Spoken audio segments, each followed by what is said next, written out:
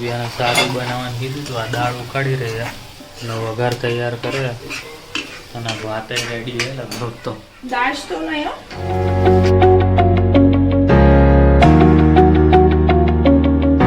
શું કે મિત્રો, ગુડ મોર્નિંગ અને જય શ્રી કૃષ્ણ. તો આપણે છે ને અત્યારે ઉઠી ગયા, મસ્ત રેડી થઈ ગયા અને હવે આપણે જાય છીએ ઓફિસે.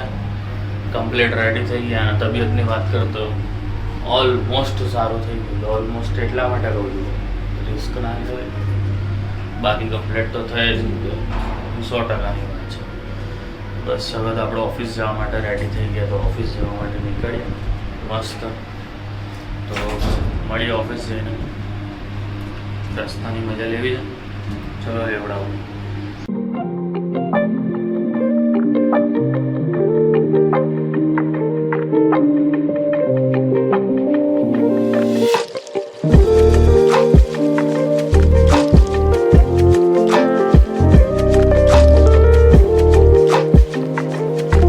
બસ જો આપણે ઓફિસ પહોંચી ગયા, કામકાજ બધું પતાવી દીધું નીચે અને ઉપર આવ્યા, મશીન ચાલુ કરી દીધું, સાફ સફાઈ બધી પતી ગઈ છે. તો મેં કીધું લાવો તમારી જોડે થોડીક વાતચીત કરી લે. મશીન તો ચાલુ કરી દીધું છે, હવે એનું કામ કરે રાખે. તો આપણે થોડાક ફ્રી હતા, મેં કીધું લાવો તમારી જોડે વાત કરીએ. બાકી થોડુંક ધ્યાન રાખવું પડે, ધ્યાન રાખતા રાખતા વાત થાય એટલે વાંધો ન. અને આનો અવાજ આવે, બીજો કાંઈ અવાજ ન આવતો. બાકી શું કે તબિયતમાં કમ્પ્લીટ થઈ ગયું છે, હજી સુધી તો વાંધો નથી આવ્યો. ઓલમોસ્ટ ઉઠીને 2 કલાક જેવું થઈ ગયું, 2-2.5 કલાક જેવું, એટલે કાંઈ વાંધો તો નથી આવ્યો. એટલે મને લાગે આગળ કંઈ વાંધો નહીં જ આવે, બરાબર. એટલે બસ તો હવે આપણે કામ ધંધે વળગી ગયા, તો કામ ધંધો પતાવી લઈએ થોડો. તો હું ને બંટુ આવી ગયા. કાર્તિકને પાછું મોડું ખાવાનું કીધું હા, અમે તો ચા પાણી કરી લીધું. બંટુ આપણને ઉપર આવ્યો તો મળવા માટે. નીચે એને નવરી બજાર છે, આજે કંઈ કામ ધંધો છે નહીં, એને નવરો હોય ને આખો ઘણા ટાઈમ પછી એવું થયું કા. નહીતર તો ડેલી ભજીયા જ હોય ને. તો આજે શું પ્લાન આવે? મશીન હલાવવા એવું કીધું ને, હાલ હાલ શીખવાડી દો. એમાં શું હોય, હું શીખું તોય શીખ, આપણે બે ભેગા થઈને કંઈક તો શીખી જ લેવું. બાકી મશીન કાંઈક શીખી જાય નવું નહીં. તો હું કે બાકી બધું પ્લાન ગયા આજે ભાઈ કામ ન હોય તો વાહ, તારી ફેવરિટ જગ્યાએ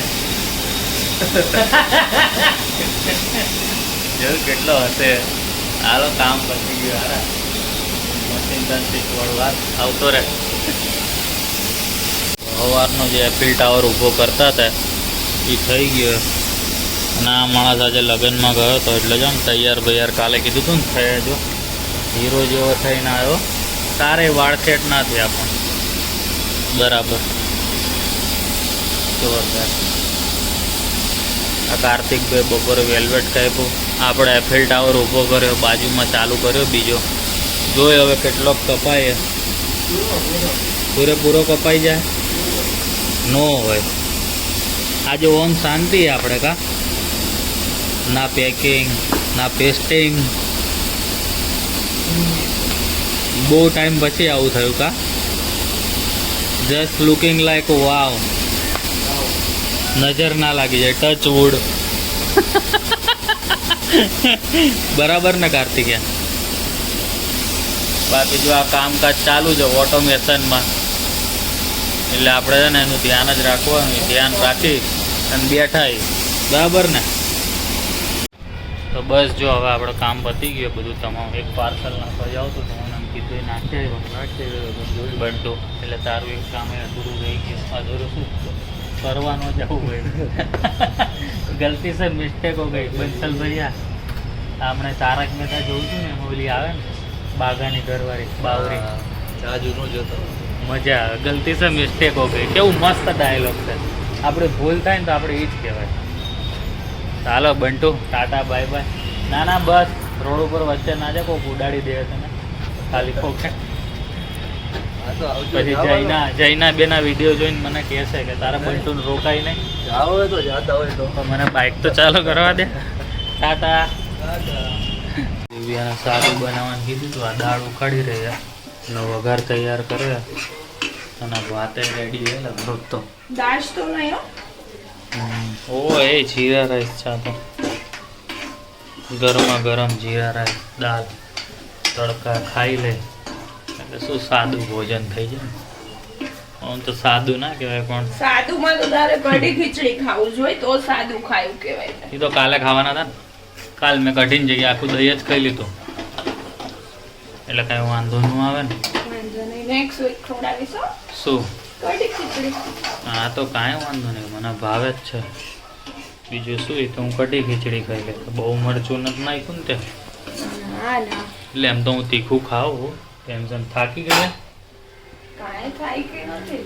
તો વાંધો ને હું દેખાવજો અહીંયા સામે આ દેખાણ મને એમ કે હું નહીં દેખાવું પણ હું દેખાવું છું એમ તો સારું હાલો બનાવો. તારે ખાલી લીંબુ જ પીવાનો હતો પ્રોસેસ. લીંબુ શું સોરી દહીં. ચાર બહુ ન પીએ ને એટલે તારામાં મેં આવા કોમ્બિનેશન નો એટલે એટલે જ લૂઝ મોશન થાય. આપણે દિવ્યાના ત્યાંથી સોડા બોડા પીધી તમે જોયું અને સામાન લઈને બેક ટુ પેવેલિયન થઈ ગયા દિવ્યા મેડમ ફાઇનલી. ભલે દરવાજો ખોલ તારા શું વાત છે. હા તો તમારી કીથી ખોલો આઈપી તો મેં જ ને. તો કેવું લાગે દિવ્યા પાછું ઘરે આવીને. મારી આંખ પરથી ખબર પડી કે બહુ ખુશ છે.